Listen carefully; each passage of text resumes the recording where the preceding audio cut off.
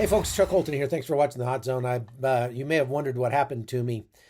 We have not put any new content up for a few days, and that's because we were traveling back from Ukraine, and then took a couple days to recuperate here at the house. I've been trying to stay off the computer. My grandbaby is here, and I've been trying to spend as much time with that little guy as I can. What an incredible blessing that is.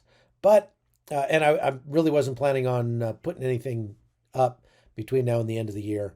So we're just going to take a couple weeks off and sort of rest and recuperate, and then we'll get back at it after the first year. But I did want to comment on Vladimir Zelensky's surprise trip to Washington, D.C. this week and his speech before Congress.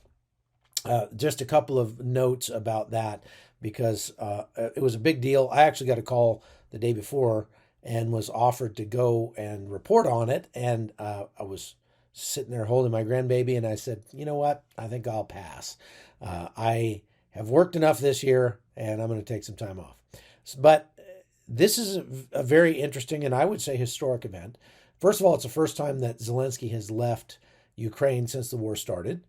And the fact that he chose that first trip to come to the United States and address Congress after receiving so much money from the United States, I think is the right thing to do. Come and say thank you. There's been a ton of criticism, and of course there's going to be, no matter what. If he stayed, he'd get criticized by the United States, by some of the United States, for not being grateful enough, not coming to say thanks. And if he comes to say thanks, they criticize him for coming over and to ask for more money. I listened to the speech. It was a very well-written speech, of course, his delivery, he's not an English speaker, and so he doesn't say every word correctly, but he put a lot of thought and a lot of effort into it for sure.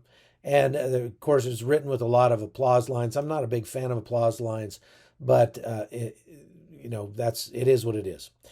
First of all, I think it's important to point out, if you didn't get a chance to listen to the entire speech, which ran about a half hour, I don't blame you. And so I will just sum up for you the three main things that he came to talk about. First of all, he came to say thank you. And he said thank you many times throughout the speech, over and over again. On the special Christmas time, I want to thank you, all of you. I thank every American family which cherishes the warmth of its home and wishes the same warmth to other people. I thank President Biden and both parties at the Senate and the House for your invaluable assistance. I thank your cities and your citizens who supported Ukraine this year, who hosted our Ukrainians, our people, who waved our national flags, who acted to help us. Thank you all, from everyone who is now at the front line, from everyone who is evading victory. That is, of course, the right thing for him to do. He's received a lot of money from the United States. We didn't have to help Ukraine specifically, although I think it's important to point out that the United States does have contractual and obligations that we've agreed to through NATO. And so much of what we have done in Ukraine and in the region, much of the money that we have spent did not necessarily go to Ukraine. It went to bolster our defenses for NATO in that region. And so they didn't specifically go to help Ukraine. Many people have said that money's gone into the pockets of Vladimir Zelensky. That's just a lie. They're not going into his pockets. He's not taking the money and using it to buy beach houses or anything like that. That's just not true.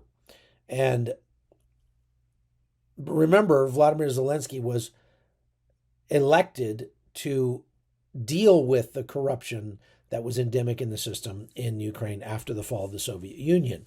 And he's done a pretty good job at that. That's one of the reasons why he has such a high approval rating inside Ukraine.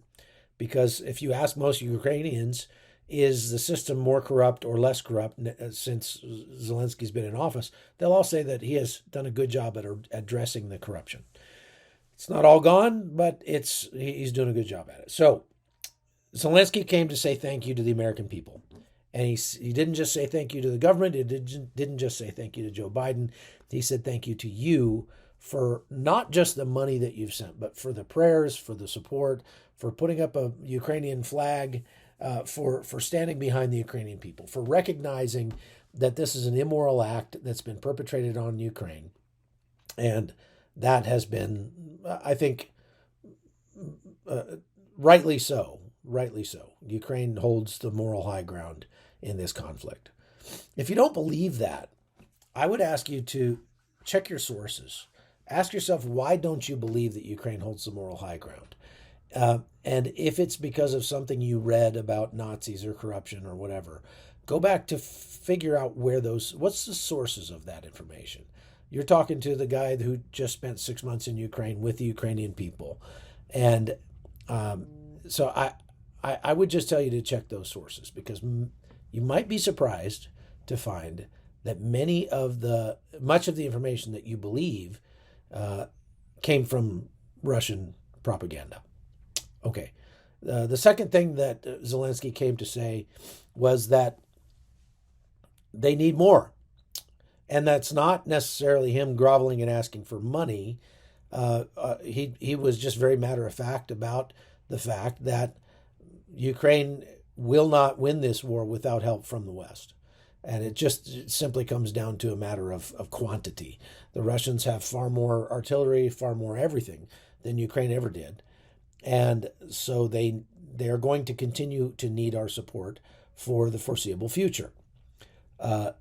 That's just the right thing for the president of Ukraine to do. You can argue whether or not the United States should be providing that support, but I don't think that you can argue that President Zelensky should not be asking for it. His job as the president of Ukraine is to seek the absolute best outcome for his country, and he believes the best outcome for his country will require aid from other countries right now.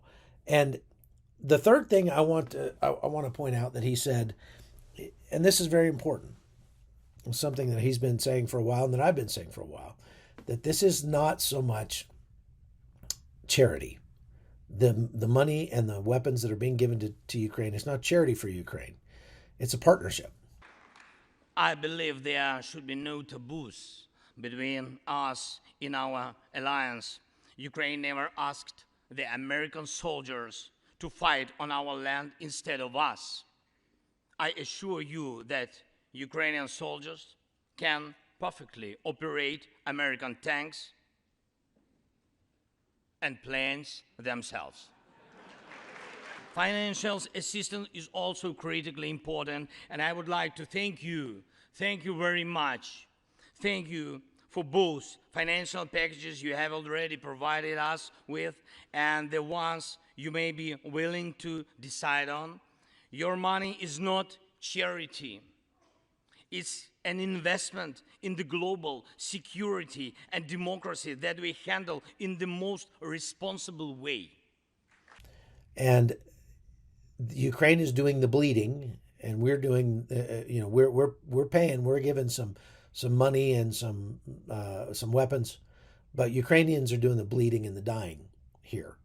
They have not asked for American troops on the ground in Ukraine to come and do their fighting for them. They have asked for, look, give us all the support you can. We'll do the fighting. We will stand up for our own country, and that's respectable. I think the really difficult thing to stomach for most Americans, at least on the right side of the spectrum, is these images of Zelensky standing there next to Joe Biden, standing between Joe and Joe Biden, getting kissed by Madam Pelosi. Oh, good God. What a horrible moment. I mean, I've never really pitied Vladimir Zelensky until that moment where he had to, he got kissed by Nancy Pelosi. The fact that there are many people on the left who are supporting this, and there's maybe, I would say, supporting it for nefarious purposes, to grow the world order, to grow to align with the values of the World Economic Forum and things like that, does not change the fact that Ukraine, as a country, as a people, is under attack unjustly, and we should stand for people who are being attacked unjustly. That's all there is to it. Whether or not Joe Biden, I've said this many times to Ukrainians, and I would say that Vladimir Zelensky and his staff completely understand this.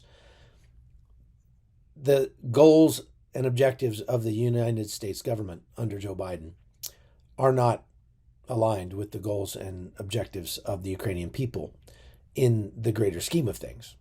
In this one instance, they align in that the United States would like to see Russia taken down a peg, and they see their path to doing so as assisting Ukraine. Ukraine doesn't have to sign on to the entire Global Economic Forum agenda to want to survive as a country. And so Vladimir Zelensky is doing what he needs to do to help his country survive. Now, a lot of people have criticized Zelensky for wearing his trademark green sweatshirt, military fatigues, and that sort of thing when meeting with president and leaders here in the United States. Why didn't he wear a suit? Well, if he had worn a suit, they would have wanted to know how much the suit cost, and they would have, chided him for spending so much money and looking like a pretty boy while his people are suffering and dying back at home. Vladimir Zelensky is concerned with how he looks to his people, not to how he looks to you. And by wearing what he wore to the White House, he's showing solidarity with the troops that he just left in Bakhmut. He's showing that he's still on a war footing, even though he left his country. That's a commendable thing to do. And if the worst you can come up with is the fact that Zelensky wore a sweatshirt to the White House, I would ask you, number one, do you think Joe Biden deserves more respect than that? I don't. I've got more respect for Vladimir Zelensky than I do for Joe Biden. Do you think that the office of the presidency deserves more than that? Well, maybe by Americans, but again, Vladimir Zelensky is a president with a 91% approval rating in his own country. He's concerned with what his people think about him. He doesn't have to be concerned with what America thinks about his fashion choices. So I think it's a hollow criticism at the least, pretty petty and shallow criticism to criticize the fact that he's wearing sweats to the White House, because there's a very specific reason why he's done that. He has said publicly in Ukraine, "I'm going to wear this uniform until we win. I'm not going to go dress up and go partying with the elites," because he's really not one of those people. So anyway, that's all I've got to say about that. Thanks for watching. Thanks for listening. I'm going to probably not post a whole lot on between now and the end of the year, because I'm going to be enjoying my family and my grandkids, and I hope you have as good a holiday as I'm planning on having. We'll see you back after the first year. A lot of good things coming up, so stay tuned. Take care.